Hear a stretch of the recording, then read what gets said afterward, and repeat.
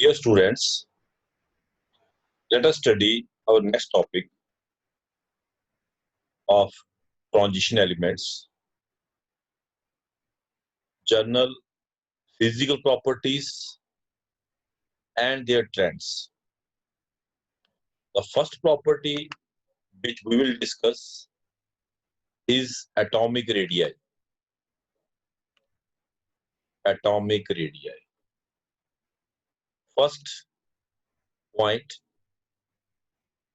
which has been made here is that the atomic radii of transition elements are smaller than S block elements but larger than P block elements. बच्चे इतना तो आपको ही पता है कि अगर हम पीरियोडिक टेबल को देखें ग्रुप 1 और 2 है यहाँ पे 1 और 2 they R S block elements 1 और 2 13 to 18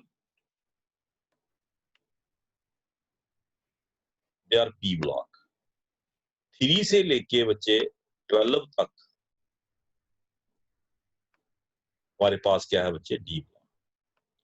तो जब हम इधर से इधर को मूव करते हैं when we move in the periodic table from left to right, left से राइट को मूव करते हैं व्हाट वी सी, हम क्या देखते हैं बच्चे, एटॉमिक रेडियाई डिक्रीज।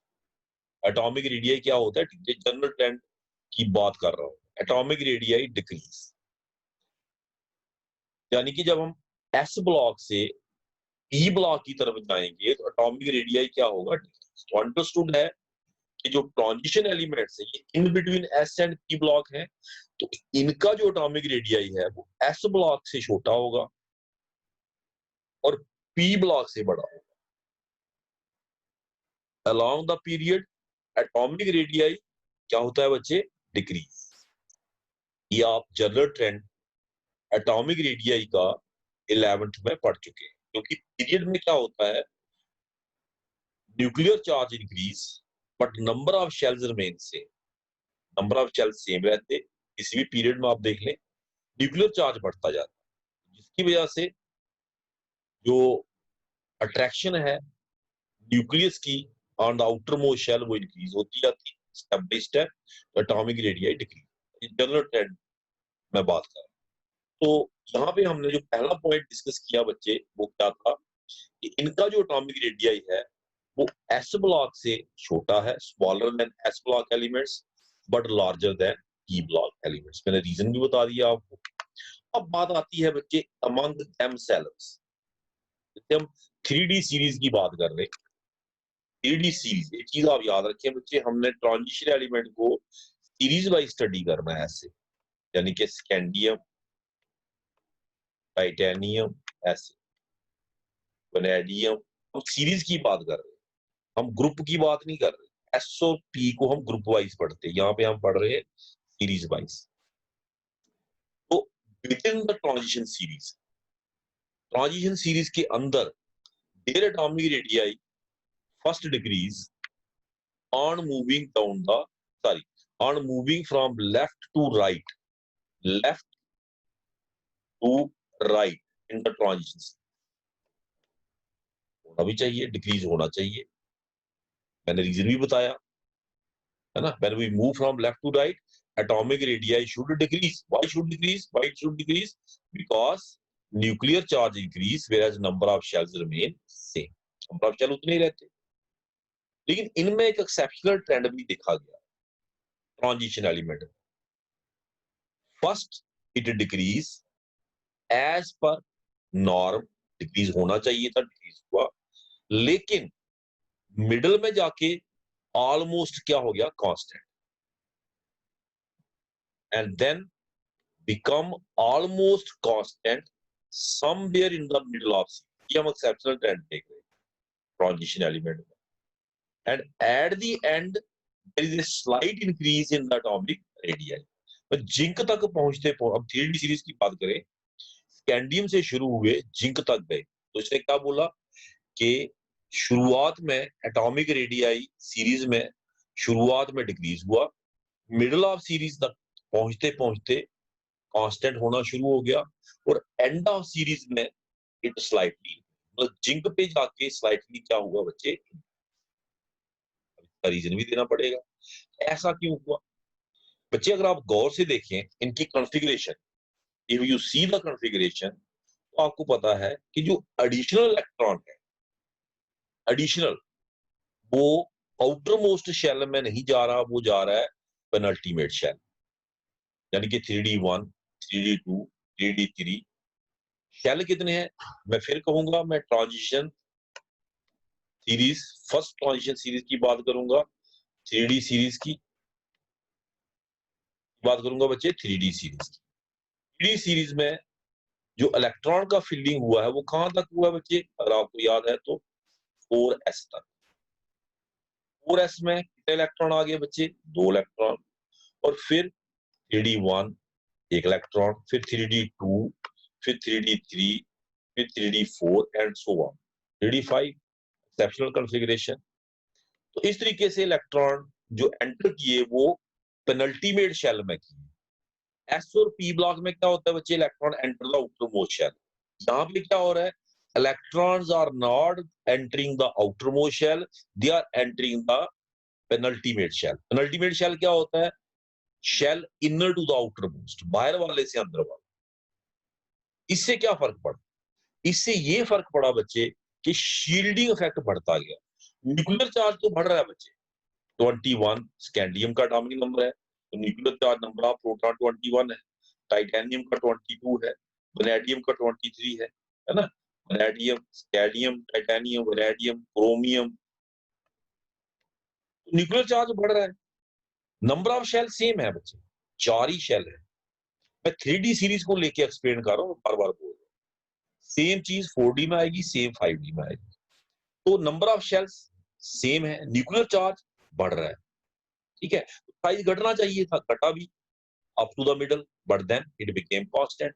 तो कारण क्या रहा, कहता है जो एडिशनल इलेक्ट्रॉन है that is going in the penultimate shell, not in the outermost shell. और पेनल्टीमेट शेल में जाने की वजह से it cause shielding effect, shielding effect कर रहा है इलेक्ट्रॉन। मतलब ये हुआ कि जब हम सीरीज में मूव कर रहे हैं तो शील्डिंग इफेक्ट भी साथ में बढ़ रहा है। ये चीज आपको पी ब्लॉक में नहीं मिलेगी। पी ब्लॉक में जो इलेक्ट्रॉन है वो आउटरमोस्ट शेल में एंटर करते हैं। जब आप 13 से 18 ग्रुप की तरफ जाए, electron enter the outermost shell, यहाँ पे वो एंटर कर रहा है पेनल्टीमेट शेल में, and it is causing shielding effect. Shielding effect की वजह से क्या हुआ बच्चे, न्यूक्लियस की अट्रैक्शन आउटरमोस्ट इलेक्ट्रॉन पे कम हो रही है। एक साइड न्यूक्लियर चार्ज जो है वो बढ़ रहा है, वो अट्रैक्शन बढ़ाने की कोशिश कर रहा है आउटरमोस्ट शेल पे। दूसरी साइड जो शील्डिंग इफेक्ट है वो अट्रैक्शन को घटाने की कोशिश कर रहा है। इनिशियली क्या हुआ, शुरुआत में, सीरीज के शुरुआत में nuclear charge effect dominate, nuclear charge effect ने डोमिनेट किया। साइज मिडिल ऑफ सीरीज तक पहुंचते पहुंचते शील्डिंग इफेक्ट है, इलेक्ट्रॉन बढ़ते गए ना, 3D इलेक्ट्रॉन बढ़ते गए, 3 4 5 6 7 8, इनर शेल में इलेक्ट्रॉन बढ़ते गए तो शील्डिंग इफेक्ट बढ़ता गया। तो मिडिल ऑफ सीरीज तक पहुंचते पहुंचते क्या हुआ बच्चे, shielding effect almost balance effect of decreased nuclear charge. Increased nuclear charge जो साइज को घटाने की कोशिश कर रहा है, उसके इफेक्ट को शील्डिंग इफेक्ट ने ऑलमोस्ट क्या कर दिया बच्चे, बैलेंस। शील्डिंग इफेक्ट का काम है साइज को बढ़ाना, न्यूक्लियस की अट्रैक्शन को आउटर मोस्ट शेल तक पहुंचने से रोकना या कम करना। तो अट्रैक्शन अगर कम पहुंचेगी साइज बढ़ेगा। तो शील्डिंग इफेक्ट की कोशिश है साइज बढ़े, न्यूक्लियर चार्ज की कोशिश है साइज घटे। तो मिडिल ऑफ सीरीज में ऑलमोस्ट बैलेंसिंग स्टार्ट हो गई, and hence atomic radii also become of, मतलब ना बढ़ा ना घटा, they almost neutralize each other. And of series में आपको पता है डी सब शेल कंप्लीटली फिल हो गया। एंड ऑफ सीरीज जिंक तक पहुंचते पहुंचते it almost get completely fit, almost क्या, it get completely fit.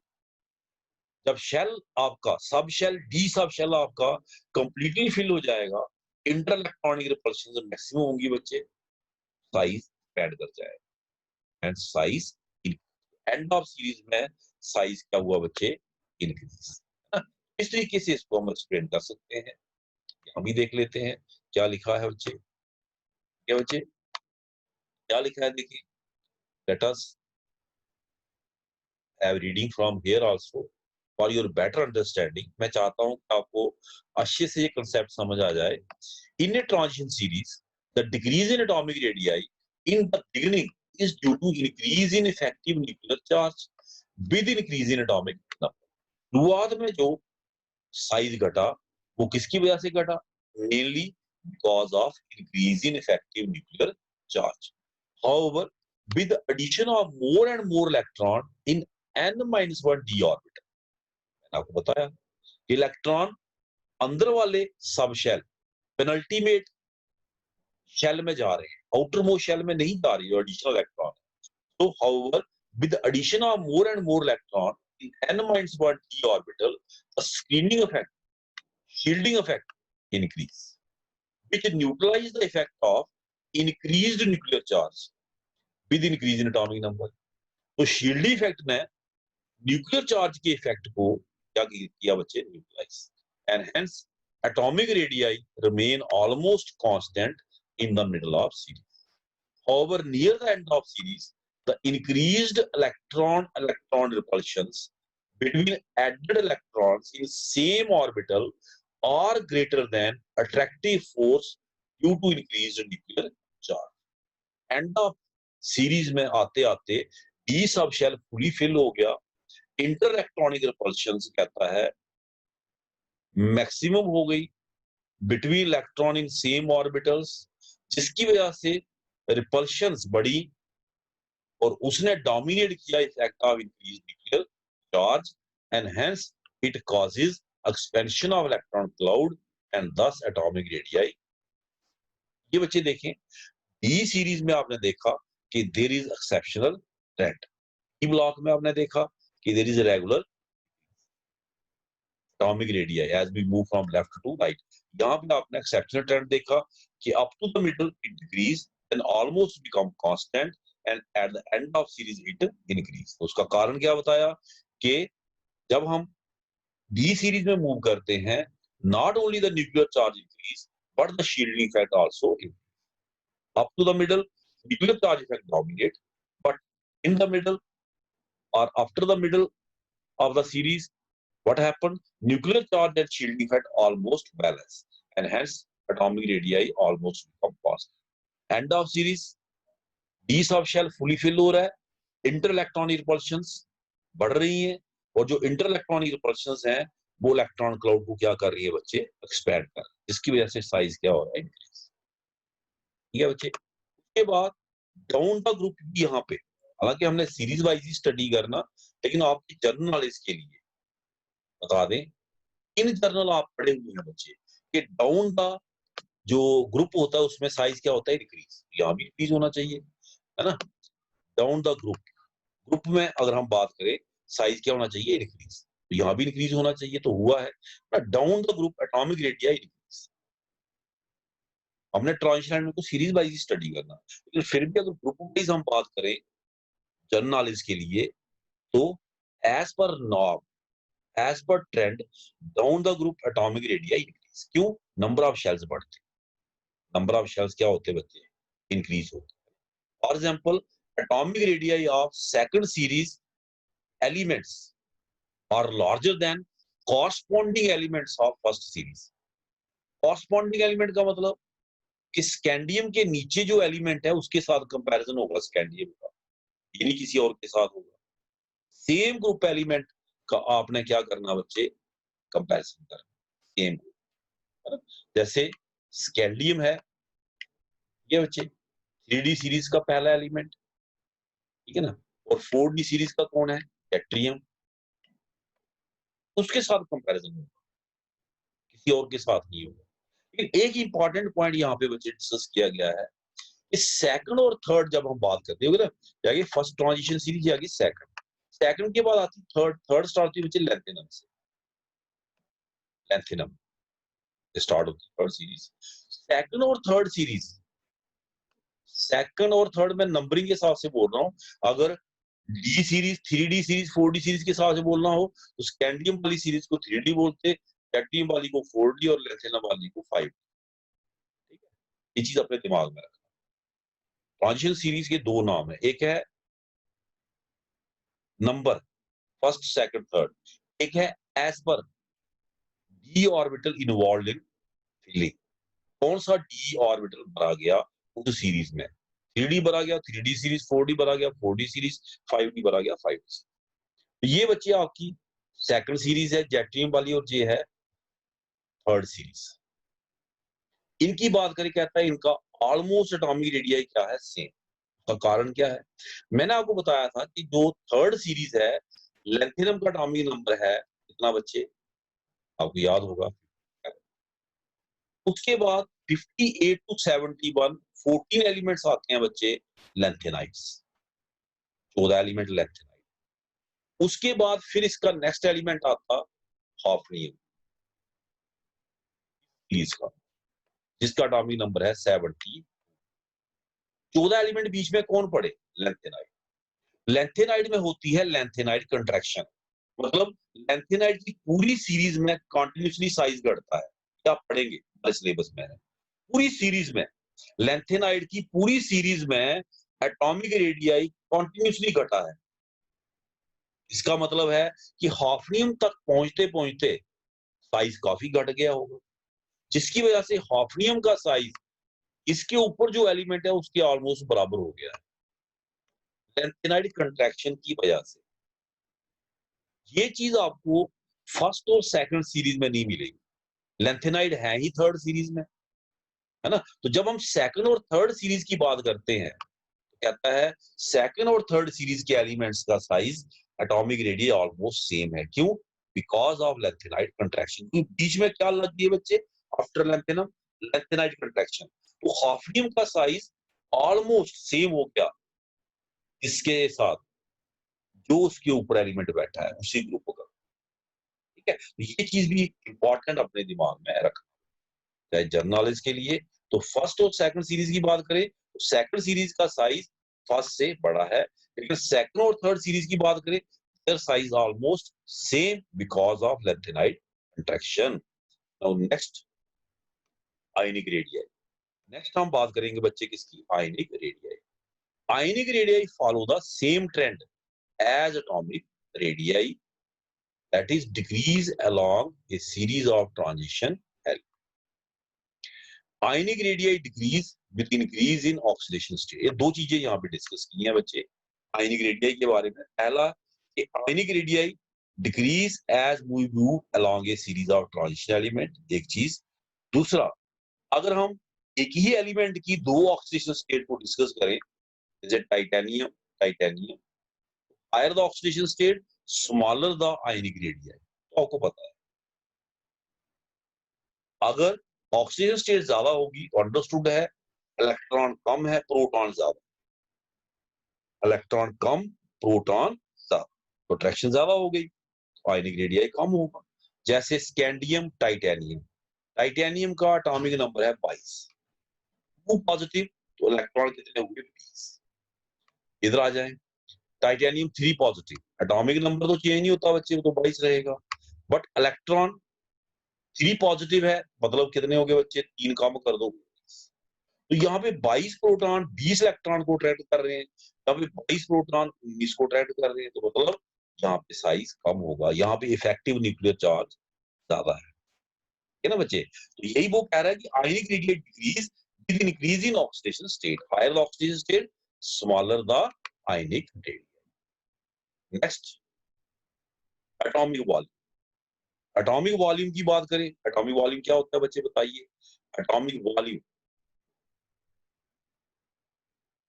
Density क्या होती है बच्चे, मास डिवाइडेड बाई, पता है ना आपको। Atomic volume that is volume occupied by क्या बच्चे, 1 मोल ऑफ एटम्स। वो डिपेंड करेगा किसके, एटॉमिक रेडियाई पे, है ना। तो atomic radii decrease as we move from left to right, क्योंकि एटॉमिक रेडियाई डिक्रीज होता है तो एटॉमिक वॉल्यूम भी क्या होगा बच्चे, जनरल ट्रेंड तो वही है ना, एंड में जाके थोड़ा सा एटॉमिक रेडियाई डिक्रीज हुआ है, बट जनरल ट्रेंड तो यही है कि atomic radii decrease then almost become constant then in the end it increase. तो ज्यादा हिस्से में डिक्रीज ही हुआ ना, इसलिए एटॉमिक वॉल्यूम भी क्या हुआ बच्चे, डिक्रीज. तो atomic volume decrease as we move from left to right in a period of transition element due to increase in nuclear charge, due to decrease in atomic radius. Nuclear charge बढ़ा, attractive forces बढ़ेगी, atomic volume कम. Next density. Density क्या होती है बच्चे, what is density, mass divided by volume. आपने क्या देखा बच्चे, व्हाट यू सॉ, वॉल्यूम क्या हुआ, डिक्रीज, वॉल्यूम डिक्रीज हुआ, ठीक है. एटॉमिक वॉल्यूम लो है तो इनकी जो डेंसिटी है वो हाई है. They have low atomic volumes, therefore their densities are high. और डेंसिटी क्या होनी चाहिए बच्चे, densities of these elements increase as we move from left to right. क्यों वॉल्यूम डिक्रीज हो रहा है, डेंसिटी क्या होगी बच्चे, increase. Mass divided by volume. Density होती है बच्चे mass divided by density. Mass तो बढ़ रहा है, इतना तो पता है ना बच्चे आपको, मास बढ़ रहा है ना, मास बढ़ रहा है, वॉल्यूम घट रहा है, वॉल्यूम घट रहा है, मास बढ़ रहा है, तो डेंसिटी बढ़ेगी. Density of these elements increase as we move from left to right in a series of transition element due to decrease in atomic. पूरी ट्रांजिशन एलिमेंट्स जो हम स्टडी करते हैं बच्चे, उसमें अपने नॉलेज, जनरल नॉलेज के लिए याद रखना, ऑब्जेक्टिव मल्टीपल चॉइस क्वेश्चंस के लिए कोई पूछ सकते हैं. सबसे ज्यादा डेंसिटी ट्रांजिशन एलिमेंट्स में किसकी है बच्चे, इरिडियम की. सबसे कम किसकी है बच्चे, स्कैंडियम. तो scandium is lowest among transition element in terms of density, and iridium has the highest density among the transition. ये बच्चे जनरल के लिखा हुआ है यहाँ पे. उसके बाद बच्चे बात आती है किसकी, melting and boiling points. This is also very important property, melting and boiling points. बच्चे transition elements, transition metals, they are metals, तो इनमें मेटालिक बॉन्डिंग, इनकी खासियत क्या है. ट्रांजिशन मेटल्स में, ट्रांजिशन एलिमेंट्स में ये देखा गया है कि not only the electrons of outermost shell but electrons of penultimate shell, that is d सब shell, take part in metallic bond.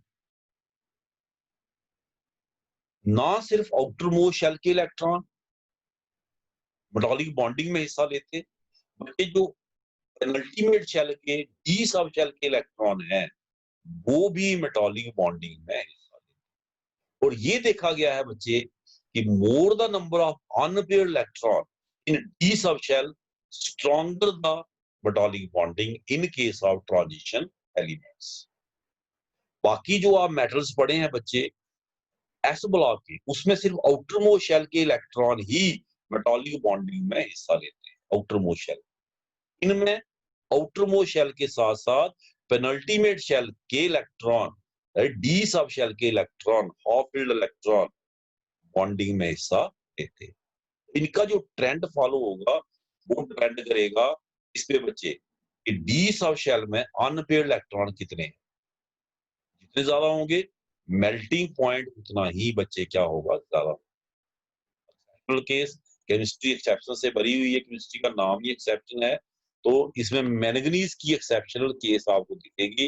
In spite of it that it has 5 unpaired electron in d सब shell, magnesium, they possess abnormally low melting.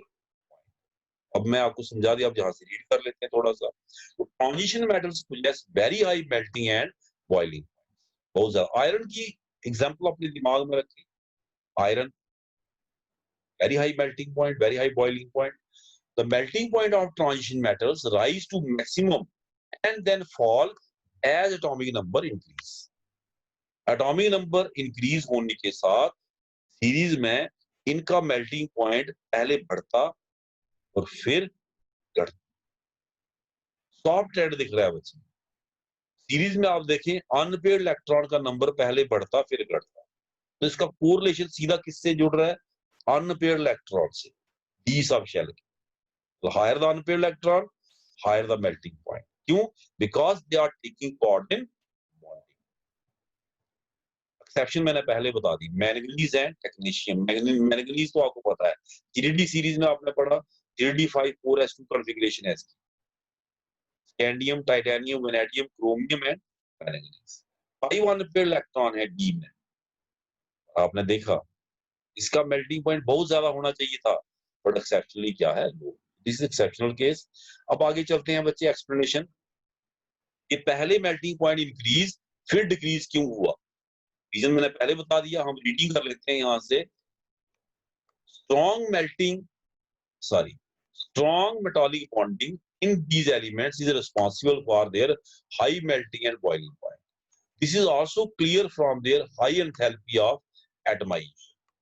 High enthalpy of atomization मतलब इनको atom में convert करने के लिए, atomic form में मतलब अलग अलग करने के लिए बहुत ज्यादा एनर्जी लगती है। They require very high energy, enthalpy of atomization. The strong metallic bonding in transition elements is due to involvement of half-filled n-1d electron in addition to ns electron in metallic bonding. आगे ना बात बच्चे, कि सिर्फ outer most shell के electron ns वाले ही metallic bonding में हिस्सा नहीं लेते, उसके जो अंदर वाले n-1d इलेक्ट्रॉन है वो भी कौन से, हाफ-फिल्ड वाले, वो भी बॉन्डिंग में हिस्सा लेते। तो due to strong metallic bonding these elements possess high melting and boiling point.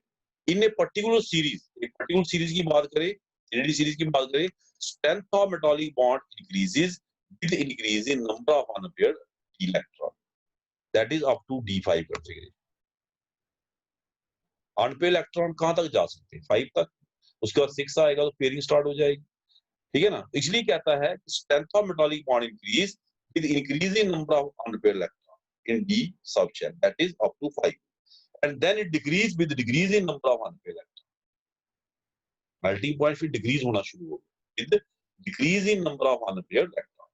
So that is why melting point first increase up to middle of series, middle of series तक melting point बढ़ेगा। क्यों? क्योंकि middle of series तक ही unpaired electron बढ़ेंगे, D1, D2, D3, D4, D5, D6 जब आएगा unpaired electron 4 हो जाएंगे, D7 आएगा unpaired 3 हो जाएंगे, है ना। So it first increase up to middle of series and then note tungsten has highest melting point in D block. D block elements में सबसे ज्यादा melting point किसका है बच्चे? Tungsten. Exceptional case, chemistry exception से भरी हुई है बच्चे, लेकिन चिंता नहीं करनी अगर केमिस्ट्री पढ़नी है तो, ठीक है ना। एक्सेप्शनल केस मैंने पहले बता दिया कि मैंगनीज और टेक्नेशियम in their respective first and second transition series का melting point abnormally low है।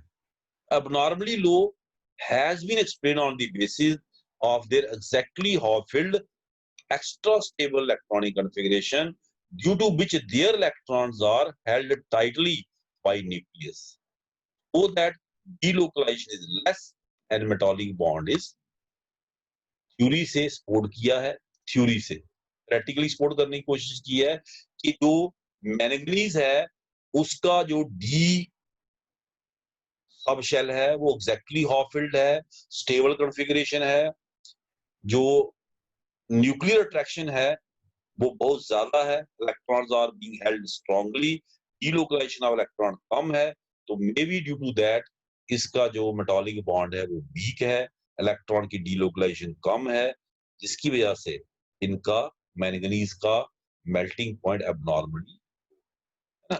Just a theoretical explanation to support experimental fact. Experimental fact यही है कि मैंगनीज का मेल्टिंग पॉइंट क्या बच्चे? एक्सेप्शनली लो है, उसमें हम कुछ नहीं कर सकते, वो एक्सेप्शनली लो है तो है बच्चे, ना। We can't do anything, that is experimental fact. Next metallic reactor, एक चीज आपने बच्चे नोट की, इसमें हमने कहा कि मिडिल तक मेल्टिंग पॉइंट इंक्रीज होगा फिर डिक्रीज होगा। क्यों? क्योंकि number of d electron, unpaired d electron कम होते गए। जिंक में जाके क्या हो गया? जिंक, मरकरी, अनपेयर डी उनमें है ही नहीं, तो उनके मेल्टिंग पॉइंट बहुत कम है। जैसे मरकरी लिक्विड है बच्चे, मरकरी इज लिक्विड, इसका मतलब उसमें जो मेटालिक बॉन्डिंग है वो इतनी स्ट्रॉन्ग नहीं है। क्यों नहीं है? Because it has no half filled d electron which can take part in metallic bonding, which can provide strength to metallic bond. Mercury की बात कर रहा हूँ, जिंक, दे आर सॉफ्ट। अब बात आती है बच्चे next property metallic electron. Except mercury, which is a liquid, all transition elements possess typical metallic structure, either HCP, solid state आपने पढ़ी है, hexagonal close pack, CCP, cubic close pack, BCC, body centered. They exhibit all properties of metals. They are lustrous, malleable, ductile, and possess high thermal and electrical conductivity. However, unlike S block metals, they are hard with certain exceptions like gold, silver, copper, mercury, zinc. ये soft क्यों है? क्योंकि इनकी metallic bonding week है। क्यों week है बच्चे? मैं पहले बता चुका हूं, because of the fact that they have no unpaired d electron और very less number of unpaired d electron. जितने डी इलेक्ट्रॉन ज्यादा होंगे मेटालिक बॉन्ड उतना ही, डी इलेक्ट्रॉन कौन से? ऑफ इट ज्यादा होंगे मेटालिक बॉन्ड उतना ही स्ट्रॉन्ग होगा। ये हमने देखा है ना। ये लॉस्ट एलिमेंट्स हैं सीरीज में, silver, gold, copper, mercury, zinc, they are the last elements of their series, so they have less number of unpaired electron। या तो है ही नहीं, जिंक में कोई अनपेयर्ड डी इलेक्ट्रॉन नहीं है, कॉपर में कोई अनपेयर्ड डी इलेक्ट्रॉन नहीं है, that is why they have comparatively क्या बच्चे, लेस, कंपैरेटिवली लोअर क्या बच्चे, मेल्टिंग पॉइंट। इनके मेल्टिंग पॉइंट्स कंपैरेटिवली क्या है बच्चे, लोअर हैं और दे आर सॉफ्ट, सॉफ्ट है क्या बच्चे, मेटालिक बॉन्ड। अब इसकी एक्सप्लेनेशन भी देनी पड़ेगी हमें, reason. Transition metals have relatively low ionization energy, relatively, हालांकि एस ब्लॉक से थोड़ी ज्यादा है, इधर को जाए आयोनाइजेशन एनर्जी बढ़ती है ना, फिर भी रिलेटिवली हम कह सकते हैं कि they have low ionization energy and have 1 or 2 electron in their outermost shell, ns orbital. As a result, metallic bonds are formed and hence they behave as metals. However, the unpaired d electron also result in formation of metallic bonds. ये हम ऊपर भी explain कर चुके हैं।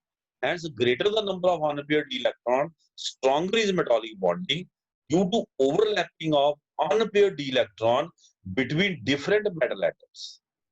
Unpaired d electron बच्चे क्या कर लेंगे, ओवरलैप कर लेंगे, unpaired d electron ओवरलैप कर लेंगे डिफरेंट एटम्स की आपस में, जिसकी वजह से वो एस इलेक्ट्रॉन की मेटालिक बॉन्डिंग को और ताकत प्रदान करेंगे। तो जितने अनपेयर्ड डी इलेक्ट्रॉन ज्यादा होंगे मेटालिक बॉन्ड उतना ही बच्चे क्या होगा, स्ट्रॉन्ग होगा। Hence chromium, molybdenum, tungsten have maximum number of unpaired electron and therefore are hard metals, very hard metal. Whereas zinc, cadmium, mercury have no unpaired d electron and hence are soft metals. बच्चे इस वाले video में हम इतना ही study करते हैं, video बहुत लंबा हो जाएगा। नेक्स्ट प्रॉपर्टी हम नेक्स्ट वीडियो में स्टडी करेंगे।